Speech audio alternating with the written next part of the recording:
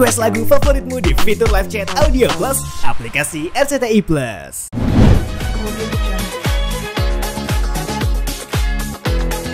Jadi Pak Afrizal, salam kenal ini dengan Doktif ya. Oke. Pak Afrizal ini bekerja sebagai apa di DRL? Saya dulu bekerja sama DRL, ya pengawal pribadi, ya asisten pribadi, ya semua ngerangkep lah dok, itu semua apa yang bisa dikerjain saya kerjain. Aspri gitu ya pokoknya Aspri. ya. Oke, Aspri. Berapa tahun Pak Afrizal? Kurang lebih hampir 2 tahun dok. Hampir 2 tahun. Dari tahun? Dari tahun 2020 sampai 2022. 2022. Ya. Oke ya guys ya. Jadi Pak Afrizal ini bekerja dengan DRL atau yang Dokti bilang di sini, sering Dokti bilang sekarang Suneo itu selama 2 tahun ya. Jadi akunnya Doktif saat ini lagi disita oleh Kepolisian Jakarta Selatan atas pelaporan dari DRL. Oke. Jadi apa sih sebenarnya yang membuat Pak Afrizal kok sampai resign dari beliau? Kerjaan. Saya merasa tidak nyaman dok bekerja dengan DRL ini. Saya sudah pernah menyatakan mau resign, tapi pernah dibilang dia, saya masih ingat itu di klinik dia di Jakarta Selatan. Dibilang dia mau cari kerja itu susah katanya. Kamu mau kerja apa lagi katanya. Saya bilang urusan kerja, urusan rezeki itu saya punya Allah. Saya bilang kayak gitu. Saya punya Tuhan. Dia yang ngatur. Saya pernah bilang kayak gitu. Oke. Terus di sini nanti guys kalau kalian mau tanya boleh nanti Doktif mungkin Riko nanti kalau mau tanya kamu baca ya komentarnya kalau ada yang mau ditanya-tanya. Oke. Terus nah Doktif juga melaporkan DRL tentang produk suplemen white tomato. Ya, yang ditempeli stiker. Apakah Pak Afrizal pernah lihat? Kalau white tomato saya kurang tahu dok. Boleh. Ya, saya kurang tahu. Yang ketahui tentang apa produknya dia? Pernah melihat nggak ada kegiatan untuk menempelkan stiker atau yang lain-lain? Saya tidak pernah tahu kalau tentang white tomato. Tapi saya pernah dengar pada saat dalam ruangan dan ada penasihat hukum mereka. Oke. Kan ditanya pada saat itu. Kan waktu itu dia sedang ada masalah sama Mbak Kartika Putri itu. Karput ya. Saya hanya dengar pada saat itu. Ditanya sama pengacara mereka, lawyer mereka, produk dokter ini apa yang belum BPOM. Jadi kita tahu, kita bisa backup kan gitu katanya kan kalau nanti apa. Pada saat itu apa itu yang disuntik di sini tuh, yang digantung di apa itu? Oh, digantung di podcastnya dia itu. Iya, yang warna merah itu, yang kotak warna merah itu. Nah, itu katanya itu saya dengar pada saat itu yang belum berbadan POM. itu. Oke, pada saat itu mungkin injeksinya ya. Oke, terus? Itu. Hanya itu, tapi kalau white tomato saya kurang tahu, saya karena tidak pernah mendengar dan melihat. Betul. Oke. Terus apalagi ya? Oke.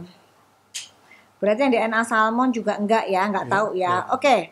Terus Dokter mau tanya, kan DRL ini pernah kuliah di Udayana? Iya, betul dok. Tahu ya? Betul, saya yang sering nganter ke sana.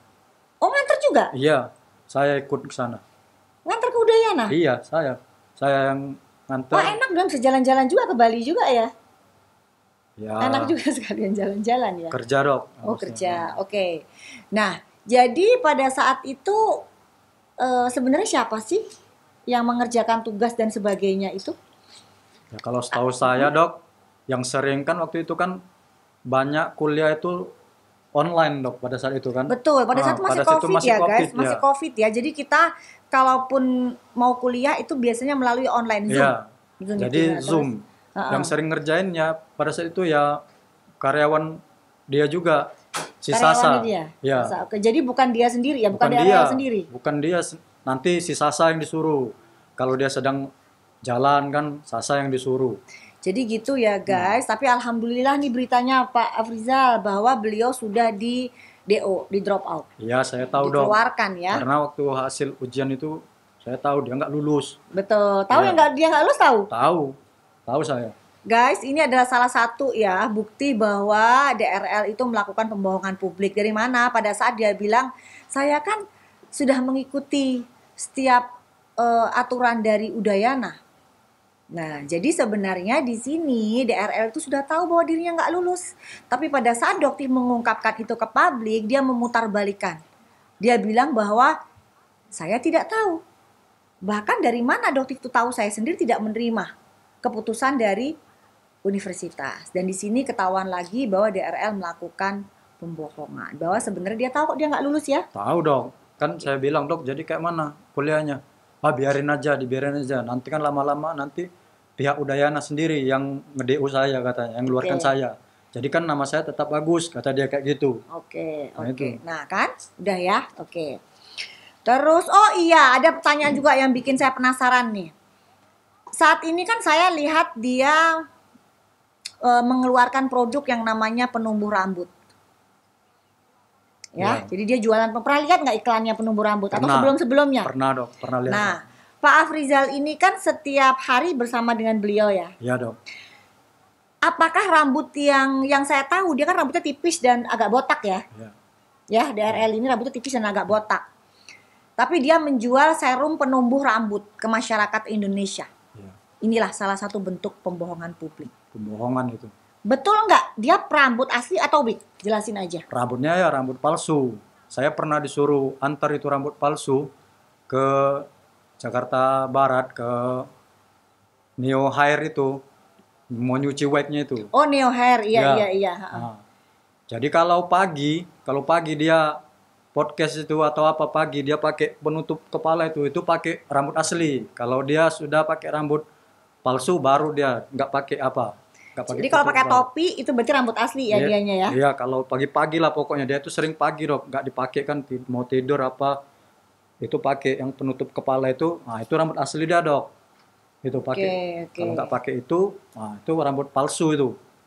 Berarti koleksinya banyak karena kan berganti-ganti itu. Iya, ada entah berapa lah saya nggak ingat. Pokoknya ada lah, pokoknya itu rambutnya palsu itu. Oke, jadi udah ya guys, ini salah satu bentuk lagi kebohongan dilakukan DRL dan terbuka lagi. Jadi kalian sudah ya, itu yang apa yang dia jual itu udah nggak usah dibeli lagi, blacklist ya. Ini satu persatu terbuka kok. Jadi dia menjual yang namanya serum bopeng, nggak bisa. Bopeng itu nggak bisa hilang hanya dengan serum, itu harus treatment ya. Begitupun yang kamu jual DRL yang namanya serum penumbuh rambut, tumbuhin dulu rambut kamu ya sebelum nyuruh masyarakat Indonesia beli produk kamu. Paham ya sampai di sini? Oke. Terus kita kembali lagi ke masalah award yang selama ini selalu dia bangga-banggakan. Karena dia bilang Doktif nggak pernah menerima award. Guys, Doktif kasih tahu ya. Doktif sudah 17 tahun. Bahkan sampai saat ini 18 tahun guys. Doktif tahu award itu bisa dibeli. Jadi begitupun dengan DRG ya yang selalu memamerkan award, itu semua bisa dibayar dengan uang. Ya, nah sekarang Pak Afrizal silakan bercerita tentang award itu. Setahu saya, Dok, saya dengar memang award punya DRL itu beli, Dok. Terakhir sebelum saya ditangkap polisi ini, saya masih teleponan, masih berkabar dengan kawan saya di timnya DRL dulu, namanya Miftah. Nah, Miftah ini sendiri yang cerita, dia yang urus. Waktu si DRL ini dapat globnya Pak Erick Thohir. Oh iya. Dia sendiri yang cerita. Itu saya Kak yang ngurus katanya. Itu penghargaan dikasih atau ya sama Kak kayak yang dulu beli kata dia. Nah, kan pada denger kan guys tuh. Jadi semua bisa dibeli. Jadi Doktif yang ngomong tuh semua fakta by data. Dan kenapa kok sampai akunnya Doktif keburu-buruan disita? Karena untuk mencegah berita ini tersebar guys. Karena dia tahu Doktif akan melakukan preskon gitu. Tapi Doktif yakin ya media ini nggak akan pernah bungkam. Media akan berbicara lebih dahsyat dibanding akun Doktif yang disita. Ya, jadi ini akan lebih dahsyat efeknya. Akun Doktif disita silakan, masih banyak corong-corong yang akan bicara. terutama masyarakat. Yang dia paling takutkan adalah jatuh miskin, betul nggak? Betul dok, betul dok. Ya. Betul. Jadi menurut pandangan Pak Afrizal sendiri, apakah seorang DRL ini benar-benar mu'alaf? Kalau saya pribadi dok, saya tidak percaya dia mu'alaf. Mm. Karena saya hampir 2 tahun kerja sama dia, selalu Islam ini selalu jelek di mata dia. Betul. Saya ini pernah kejadian waktu di Surabaya. Saya udah pagi-pagi sudah bilang sama dia, dok, mohon izin, ini hari Jumat. Ya. Saya mau sholat Jumat dok. Saya bilang. Jadi saya setelah izin, saya sholat Jumat. Begitu saya pulang lagi, dia sudah nggak ada. Saya ditinggal. Terus saya dibilang, kamu bisa nggak sholat Jumat itu jangan lama-lama. Nggak usah kau denger itu apa yang ngomong-ngomong itu. Saya bilang nggak bisa dok. Saya bilang, umat Islam, saya bilang, itu harus didengar. Biar afdol sholatnya, biar saya bilang kayak gitu. Iya, tapi nunggu kau lama kali katanya, lama sekali katanya kayak gitulah. Iya, iya. Nah, itu Padahal dok. kita sholat Jumat paling lama 40 menit lah ya. Nah, itu. Kan dari 30 menit sampai 40 menit aja sebenarnya. Tapi ya begitu ya. Nah, jadi saya kalaupun katanya dia masuk Islam, saya nggak percaya dok. Sama Pak Pribadi. Afrizal saya juga. Iya. Tapi kalau saya sudah ada buktinya sebenarnya. Ada juga kesaksian dari teman-teman, bahkan di rumah dia pun masih dia makan B2 itu Iya. gitu ya. Oh, itu kesukaan dia itu. Hah? Itu kesukaan dia. Belinya di mana tahu ya? Ya kemana-mana itu harus makan itu. Ya betul, saya setuju memang. Dia selalu, dan sekarang dia melakukannya sembunyi-sembunyi. Oke ya. Terus ada lagi, oh iya nih. Seorang DRL itu terkenal banget dengan podcastnya sebagai pembela wanita. Ya, Ya. ini agak serem nih guys bahasannya guys. Ya, ini agak serem nih bahasannya.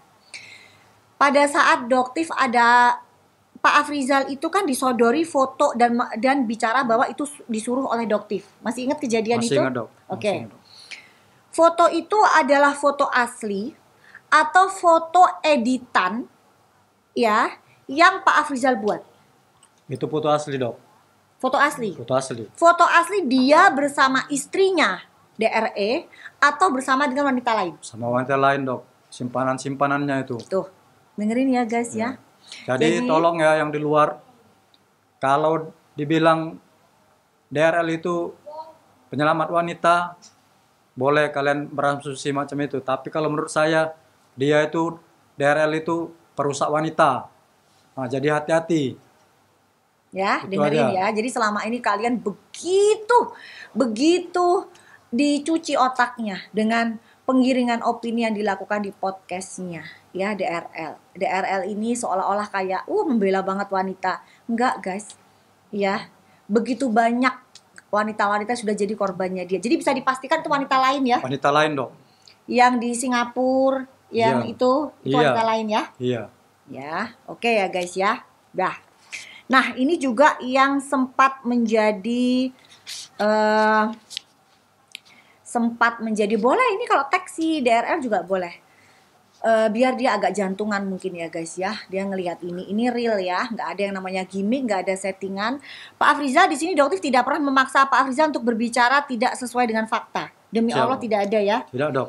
Pak Afrizal berani nggak kalau misalnya sampai demi Allah apa yang saya katakan ini adalah suatu kebenaran? Saya berani dok. Saya tantang dia. Katanya dia sudah muslim. Saya tantang dia muhabbalah. Bersumpah.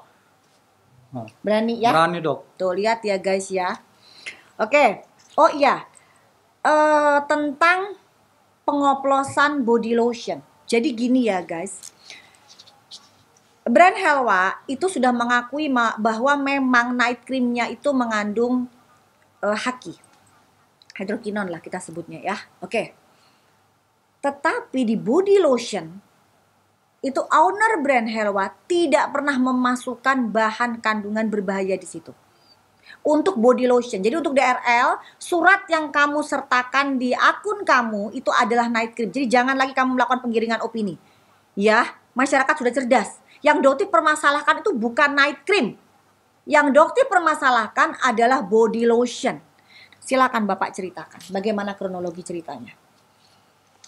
Pada saat itu dok, kan Ibu Kartika Putri sama DRL ini kan masih ada permasalahan. Oke.